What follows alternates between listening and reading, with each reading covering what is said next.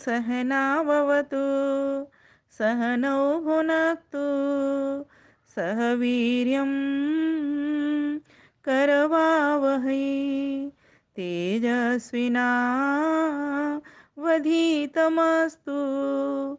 मा विद्विषावहै। ओम शांति शांति शांति। सर्वेभ्यो नमः।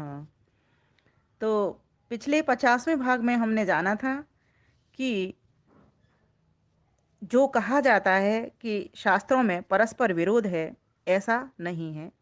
पूर्व पक्ष का समाधान सिद्धांती ने ठीक प्रकार से उत्तर दे करके कर दिया। वह तो कहा गया है सृष्टि विषय में ऐसा कोई विरोध नहीं है, बल्कि एक एक कारण पर सभी शास्त्रों का केंद्रित होना है कि एक एक शास्त्र ने, प्रत्येक शास्त्र ने एक एक विषय चुना है और पूरी सृष्टि के बारे में वहाँ पर वर्णन मिलता है। जैसे कहा था, मीमांसा में कर्म, वैशेषिक काल, न्याय परमाणु और योग में पुरुषार्थ, सांख्य में प्रकृति और वेदांत शास्त्र में ब्रह्म से सृष्टि की उत्पत्ति माननी है। तो इसमें कोई विरोध नहीं है। तो ये क्लियर हो गया था। अब फिर ये प्रश्न आया, हाँ यहाँ पर ये कहा गया कि जो विद्या पढ़ने पढ़ाने के विघ्न हैं उनको छोड़ देवें। अब महर्षि दयानंद सरस्वती थोड़ा सा और आगे बता रहे हैं, क्योंकि पठन पाठन विषय चल रहा है।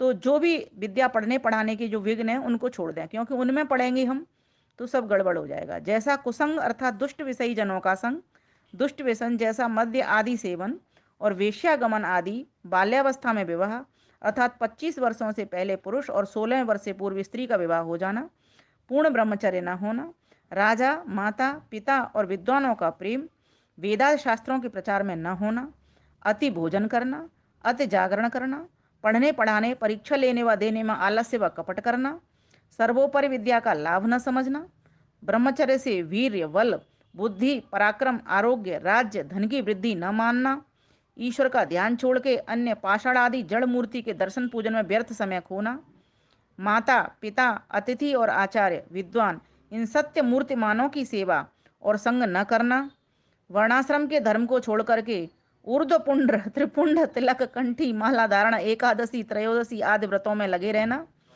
काश्यादि तीर्थ और रामकृष्ण नारायण शिव भगवती गणेश आदि के नाम स्मरण से पाप दूर होने का विश्वास, पाखंडियों के उपदेश से विद्या पढ़ने में अश्रद्धा का होना, विद्या धर्म योग परमेश्वर की उपासना के बिना मिथ्या पुराण नामक भागवत आदि की कथा से मुक्ति का मानना, लोभ से धन आदि में प्रवृत्ति होकर विद्या में प्रीति न रखना, इधर उधर व्यर्थ घूमते रहना इत्यादि मिथ्या व्यवहारों में फंस करके ब्रह्मचर्य और विद्या के लाभ से रहित होकर रोगी और मूर्ख बने रहते हैं। आजकल के संप्रदायी और स्वार्थी ब्राह्मण आदि जो दूसरों को विद्या सत्संग से हटा अपने जाल में फंसा के उनका तन मन धन नष्ट कर देते हैं और चाहते हैं कि जो क्षत्रिय आदि वर्ण पढ़कर विद्वान हो जाएंगे तो हमारे पाखंड जाल से छूट और हमारे छल को जानकर हमारा अपमान करेंगे इत्यादि विघ्नों को राजा और प्रजा दूर करके अपने लड़के और लड़कियों को विद्वान करने के लिए तन मन धन से प्रयत्न किया करें। तो यहाँ यह बता दिया कि ये जितने भी दुनिया में देखे जा रहे हैं, ये असत्य जो ग्रंथों को पढ़ करके और उसी तरीके का आचरण चारों तरफ जो मिल रहा है वह ठीक नहीं है।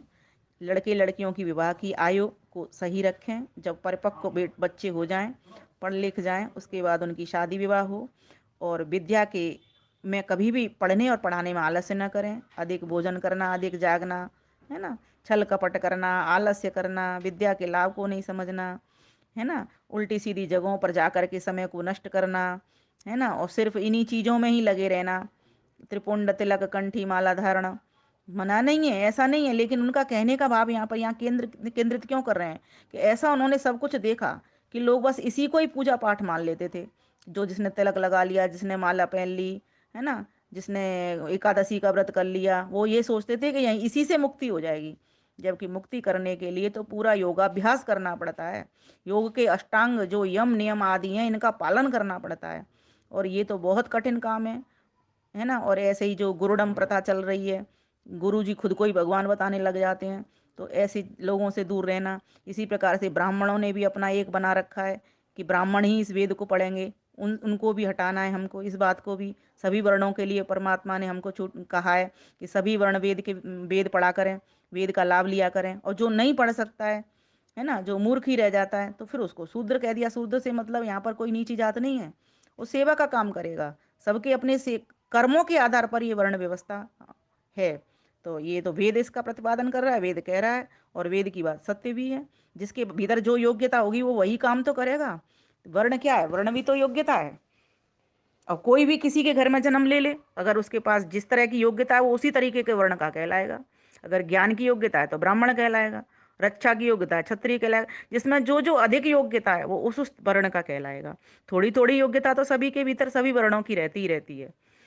एक व्यक्ति भी चारों वर्णों का प्रतिनिधित्व कर सकता है। और कर महेश योगेश्वर श्री कृष्ण ने किया था ना चारों वर्णों का प्रतिनिधित्व। तो इस प्रकार से हमको ये समझना चाहिए। तो हम चाहते हैं कि असत्य ग्रंथों से दूर रहें, है ना, कुसंग से दूर रहें, और जो वेदोक्त हमारी दिनचर्या है उस दिनचर्या का हम पालन करें, है ना, और किसी के बहकावे में ना आवे। अगर कोई व्यक्ति सत्या प्रकाश पढ़ लेता है ठीक प्रकार से, तो मेरा ऐसा मानना है किसी के भी वो बहकावे में ना आवे, नहीं आवेगा, किसी भी जाल में ना फंसेगा, किसी की भी बातों में वो नहीं आएगा। क्यों? क्योंकि अब उसके पास में सत्य ज्ञान हो चुका है, पॉवर का बल्ब जल चुका है। इसीलिए मैं सत्या प्रकाश को पॉवर का बल्ब कहती हूँ। अगर कोई वेदों को समझना चाहता है तो महर्षि दयानंद कृत सत्यात प्रकाश को एक बार अवश्य पढ़ ले। वास्तव में उन्होंने जो जो सत्य जहाँ जहाँ से उनको मिला है वहाँ वहाँ से ला करके हमारे समक्ष रख दिया है। तो ये ऐसा एक गुलदस्ता हमारे पास है, हम सौभाग्यशाली हैं, इसको पढ़ रहे हैं और पढ़ा रहे हैं। तो मैं चाहती हूँ आप भी इस सौभाग्य को प्राप्त करें, आप भी इसको आगे आगे साझा करें, खूब भेजें इसको। आप सभी का बहुत बहुत धन्यवाद। नमस्ते।